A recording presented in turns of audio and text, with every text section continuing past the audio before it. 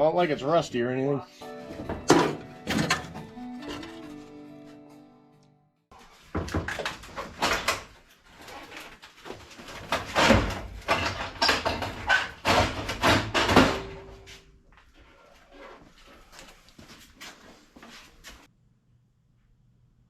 little bit dirty.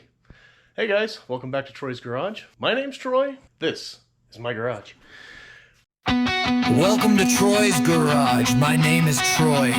This is my garage. We're back on Mutton Buster today. I've gotten started early. Look at all this room for activities. We're after that guy right there. That's the cab mount on the passenger side. That thing is sunk down. It's probably a good inch on that side. It was worse on the driver's side if I remember correctly. But I got this removed and we're ready to get started. Made a complete disaster. This floor was clean before I started. So was I, actually. But this is what we're after today. I'm just gonna get after this because I already showed how I did it on that side. Let's take a look inside at what we're dealing with in here. Let me grab a light real quick. But in here, oh, you may not need a light to see what we have going on. Well, you can see daylight through the floor. That's not great. So it's really pitted along here, but it's solid. I did buy the other, I don't know what they call that thing, the brace that goes up along the side right there. From below, that's pretty rusted and gross. We'll probably replace a small portion of that as well. But we're doing floor pans on the passenger side and that cab mount at a minimum. So that's what we're dealing with right there. A quick update on this project though. One of my long-term viewers, he started watching back when I was doing Wallace the 66. If you haven't seen that playlist, I'll leave a link here, there, somewhere down below, all the places. So you can find that. It's a 66 Ford F250. I apologize, I'm dealing with a little bit of a cold issue at the moment, but he's been watching since that project, and I think he had a 66 or a 67. Can't remember what year his was. I think it was a 67. Anyway, the engine in that went out on him, and so he ended up selling that essentially for parts. And this truck is in a lot better shape than the one he just sold. So he made me an offer on this. He's never even seen this, just seen the videos and whatnot. And I mean, it wasn't an amazing offer, but I'm gonna honor it. He's actually gonna show up one of these days and help me do some interior stuff. So I have to get all of the welding stuff done so that we can do what do they call that? Sound deadener, carpet kit. I've got a vinyl cover for the bench seat, which is back here in the back somewhere. Oh, there it is down there. And then that piece right there is the headliner. So we agreed on the fabric piece, the color, and whatnot. We're gonna maybe mess with the dash, maybe we won't mess with the dash, but we'll see. We'll see how far we go when he comes. The idea is to get the interior back to where this truck is mostly drivable. And that's assuming that I can get all of the welding done before that day comes. So it's a little ways out. It's 2.5 weeks out or so from today. These cab mounts are not very fun to get off. They're okay to put back on once you get all the way in there and you get the cab set at the right height. That's going to be the current challenge, is I've got to get this thing lifted back up and off of there so I can get that out without making things worse. So that's it basically. I'm just going to show little updates as I go on this. Let's just get to work.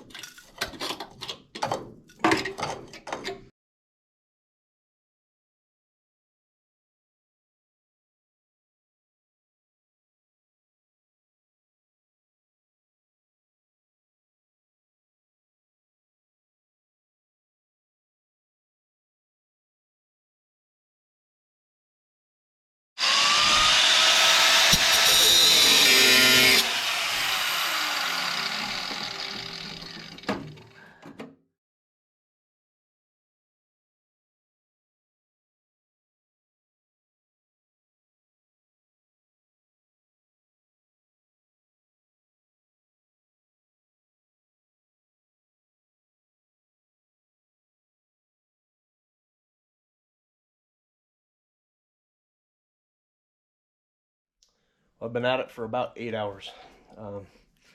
And progress update. Got all the rust treated all the way across, all the way down. There was a mouse house down in there. There was leaves piled up inside here up to about there, as well as all across the cowl and over to the other side. I cleaned all of that out. You can kind of see down inside there. Now it's nice and clean. Shop vac helped with that a lot. I have the cab mount on. Basically, it's just held in place by the vice grip right now. But I wanted to show that it is just dead center. That thing is ready to just be put on right where it's at. I do have to put some holes for the spot welds, that sort of thing. And then up underneath, same thing, spot welds underneath. And then we'll get that thing tacked in place. I have the floor pan in place as well. It's just kind of rough tacked at the moment. Still need to finish stitch welding that. And then seam seal the crap out of everything. And I have to do the seam seal before I do the cab mount, because I got to be able to get to the underside as well. Sealing it up really good, top and bottom, so there's no issues of water anywhere at all. I think this is, oh boy, I'll bet that whole clip is sideways. Good thing I know how to edit. I'll fix that. But that's where I'm at on this. Making progress. I do still need to order the radiator support. It's not supposed to be Bluetooth like that. Dang it. When you can see daylight, this thing's pretty far gone too. This is where the battery sits, and it just kind of, well, batteries do battery things after sitting for a long time. But that's where I'm at. Just a quick update there. I know I didn't record a lot of that, but I did record a ton on this side. So same thing, other side. Rinse and repeat. So I figured I could record some of this because I don't know if I recorded it on the other side. But I wanted to show off a tool that I have that I highly recommend. The thing is pretty amazing. Well, that's how you remove that. It was only held on by one vice grip, like I said. But basically what this tool is it's a punch for spot welds, and it also will bend a flange so that you can do an overlap as well. I've only used the overlap thing one time. It didn't work that great, but the punch is freaking amazing. So one side is the punch, and you just put it in where you want to put a punch and pull the trigger, and it puts a hole that's big enough for your spot weld. And that's all there is to it.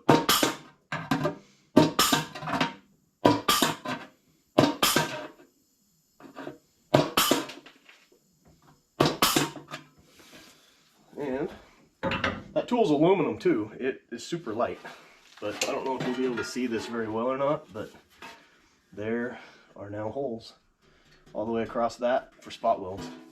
Still need to do the bottom and along the edge, that sort of thing, but I'll leave a link down below to that tool. It's an Amazon affiliate link, so if you click on that and buy that or anything else, I get credit for sending the business to Amazon, and they give me a small kickback. Doesn't cost you guys anything extra, but it's a great way to support the channel. So any video that I put out that has Amazon links in the description, you can click on those, do any of your regular shopping, and it helps me out. I really do appreciate that. Thanks, guys.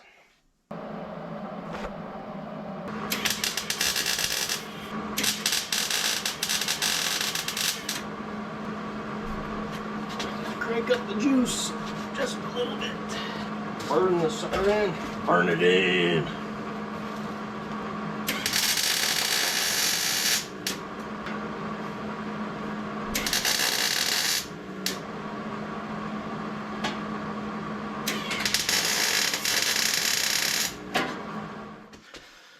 All right, getting ready to set the truck down on the new cab mount. This is the moment of truth to see if all my welds will hold.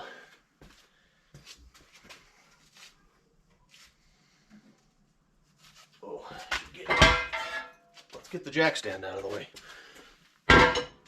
That'll help. Slowly. Easy.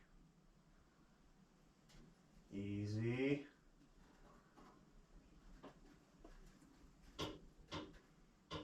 Easy.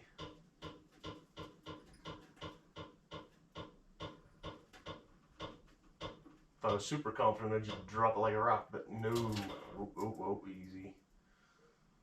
Okay, I think we're there. The weight is on the cabinet. So far, so good. Do I dare stick my fingers in there? Why not? Heck yeah. All right, we're centered up pretty good. It's not all bound up. I guess I did good work, just like the other side. Who doubted me? Don't answer that. All right, so an update. Got all the seam sealer applied over the welds, and everything is looking awesome. I need to get a coat of paint on it. Well, primer first. I'm gonna use the trusty Rust-Oleum rust converter, rust reformer. I can see it right there. Rust-Oleum rust reformer is what I use for my primer base, and then we'll just do a quick coat of something black or something over the top. Won't matter because we're doing sound deadener and that sort of thing. But I'm going to go ahead and just close this video out now, because tomorrow is when Tim is coming. He is going to be the new owner of Mutton Buster 72 blue Ford F100. He's coming tomorrow to help me do the sound deadener, the carpet kit, get as far done on the interior as we can. But that'll be in the next episode. So subscribe, like, comment, like that too. And then subscribe, ring that little bell thing. That does some fancy digitals in the background that makes when I post that next video, you'll know. Blue 72 F100 Sport Custom. It's got the 360 in it. The money that I get from this will go right into Midnight Maroon. You guys probably basically forgot about that. Thought that I had forgotten about it. Trust me, I have not. Day job has been killing me stress-wise, off the charts. As long as I have time, I can get out here and relieve some stress. So that is what it is. And, well, that's it. Another episode in the books. And with that, we'll see you guys in the next video. Appreciate you watching.